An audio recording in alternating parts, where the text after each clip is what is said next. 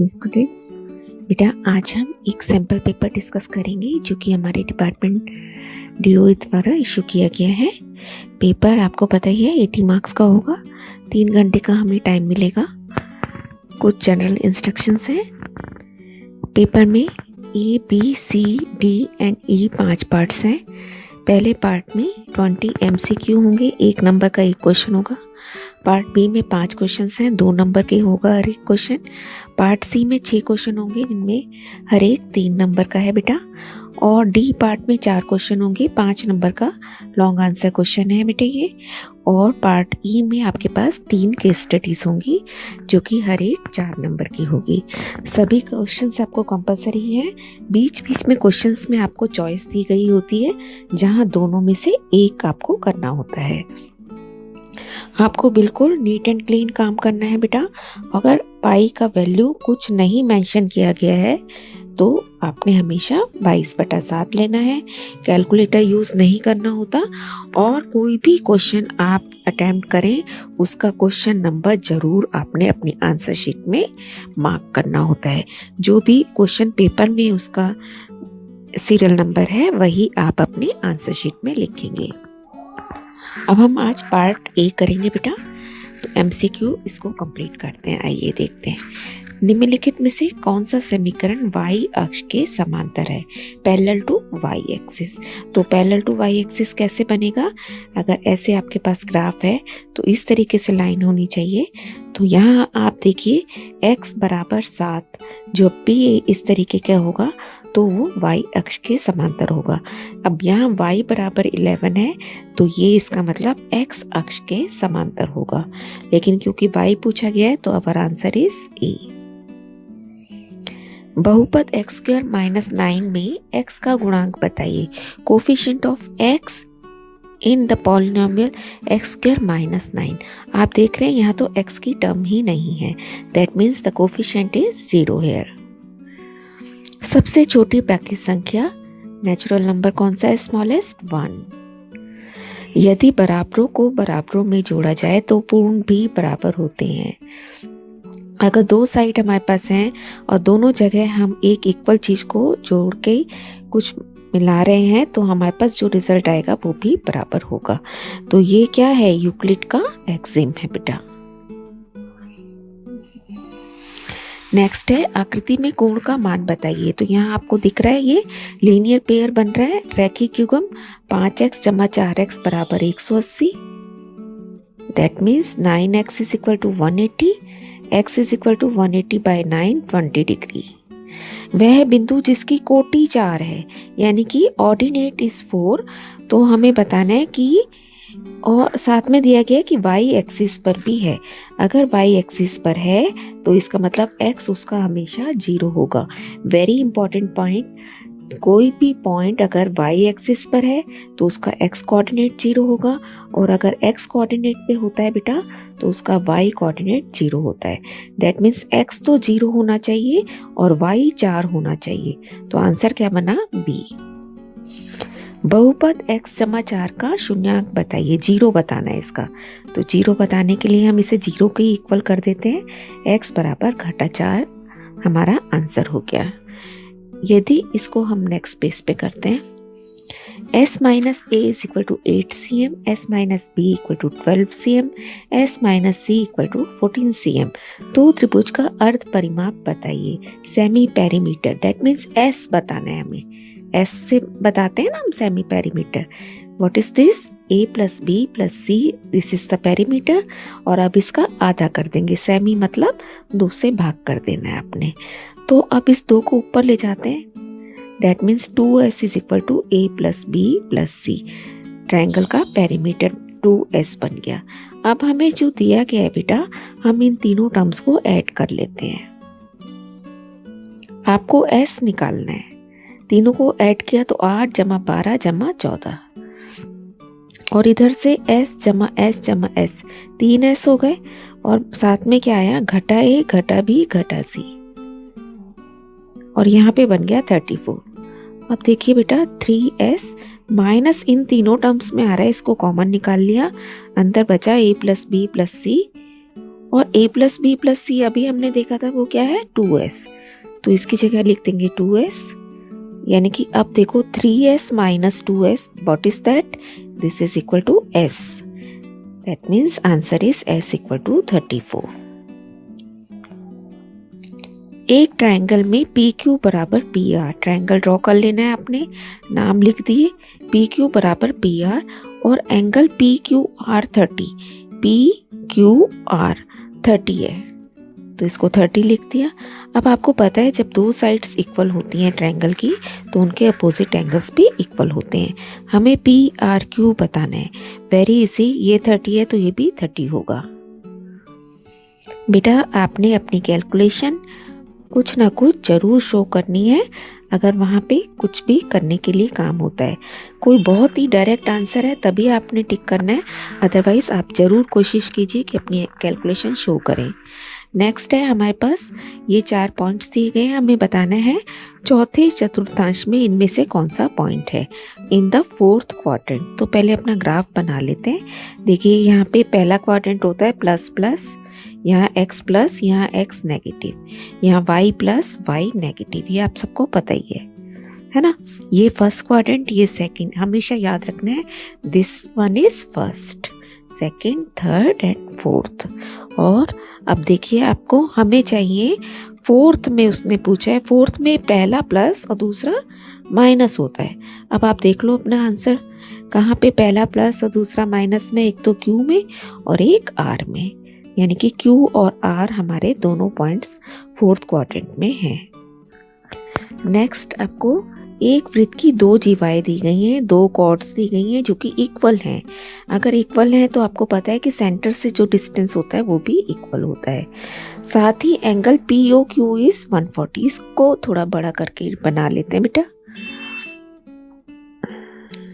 देखो ये जो एंगल है POQ ये वाला, ये 140 दिया गया है और साथ में ये OP और OQ उसने क्या बोले हैं, लंब, परपेंडिकुलर, यानी कि ये 90 डिग्री का कोण है, ये 140 का है। अब आपको पता है ये OP वृत्त की त्रिज्या है और OQ भी वृत्त की त्रिज्या है, तो इसका मतलब ये और ये दोनों मिला के कितने के, ये ट्रायंगल में OPQ में एक अकेला ही कोण 140 डिग्री का है, तो बाकी दोनों मिला के कितने के बचे, 40 डिग्री के। ये दोनों मिला के 40 डिग्री के और ये दोनों मिला के पूरे पूरे कितने के हैं, 180 डिग्री के, 90 का ये 90 का ये, तो ये हो गए 140 डिग्री। उसने हमसे पूछा है APQ, APQ यानी कि ये वाला और साथ में CQP ऊपर वाले पूछे हैं, तो बहुत ही आसान मेंटल मैथ्स का क्वेश्चन है बेटा। ये पहले आपने देखा कि ये दोनों 1 और 2 मिला के 40 डिग्री के हैं, इसको हमने नंबर डाल दिया एंगल 1 एंगल 2। अगर आप नंबर डालेंगे तो उनके साथ एंगल का साइन लगाना बहुत ज़रूरी होता है बेटा, अदरवाइज़ ये आप सिंपल काउंटिंग का नंबर माना जाएगा। Now angle 1 plus angle 2 is 40 degree, है ना, क्योंकि ये 140 है तो दोनों मिला के ये 40 डिग्री। अब ये दोनों मिला के कितने के थे, 90 90 180, तो इसका मतलब नीचे वाले 40 के हैं तो ऊपर वाले कितने के बचे, इक्वल टू 140 डिग्री, सिंपल है ना। ये दोनों इधर वाला हिस्सा और इधर वाला मिला के 40 के हैं और ये पूरे मिला के 180 के थे, तो हमें सिर्फ ऊपर वाला देखना है, तो ऊपर वाले दोनों हिस्से मिला के 140 के बच गए।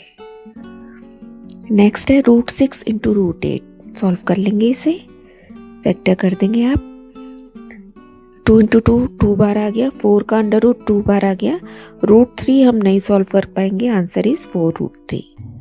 नेक्स्ट है निम्नलिखित में से कौन सा बहुपद है, which of the following is a polynomial. तो पॉलिनोमियल में क्या होता है, वेरिएबल की पावर एक होल नंबर होना चाहिए, है ना। तो यहाँ पे देखिए ये नेगेटिव नहीं होना चाहिए या बटे में नहीं हो, बटे का मतलब तो नेगेटिव पावर है, तो ये भी नहीं है, ये भी नहीं है, और साथ में ही बटे में भी पावर नहीं होनी चाहिए, एक पूर्ण संख्या होनी चाहिए, यानी कि 0 1 2 3 एंड सो ऑन कुछ भी हो सकती है, तो answer is C only. X अक्ष को ये समीकरण किस बिंदु पर काटता है। अभी हमने देखा था कि एक्स अक्ष पर जब भी कोई पॉइंट होगा तो उसका मतलब उसका y 0 है, हम अगर एक टेबल बना लें तो y मुझे 0 चाहिए बेटा, x अक्ष पर चाहिए ना उसे, तो y 0 होना चाहिए। अब आप इस समीकरण में y की जगह 0 रख देंगे, यानी कि 3 को 0 से गुणा किया 0 बन गया। 2x equal to 6, x equal to 6/2, that means equal to 3। तो पॉइंट आपका क्या बन गया, 3 0। ध्यान रखना है x पहले लिखते हैं फिर y लिखना है। So answer is 3 0। नेक्स्ट है इसकी घात बताइए, डिग्री ऑफ द पॉलिनोमियल।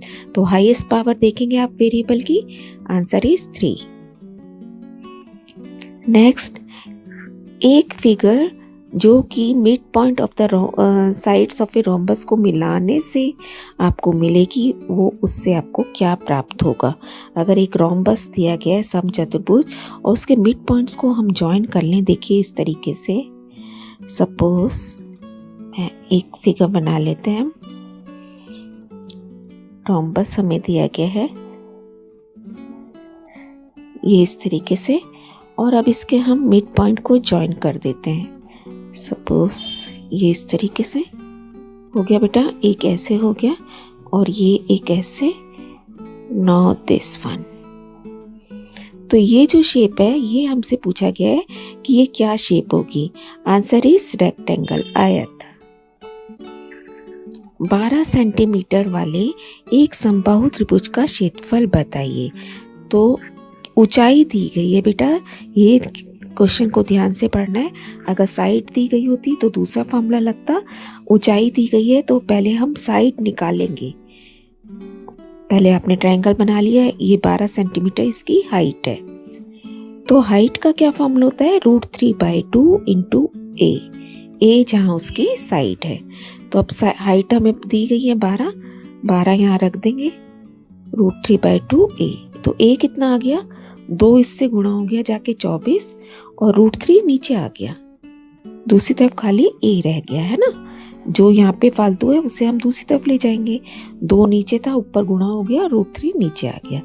अब जब आप साइड निकाल चुके, अब हम एरिया का फॉर्मूला लगाएंगे। क्या होता है वो, √3/4 a²। बहुत ध्यान रखने हैं, ये इंपॉर्टेंट फॉर्मूले हैं, आपको दोनों अच्छे से नोट कर लेने हैं।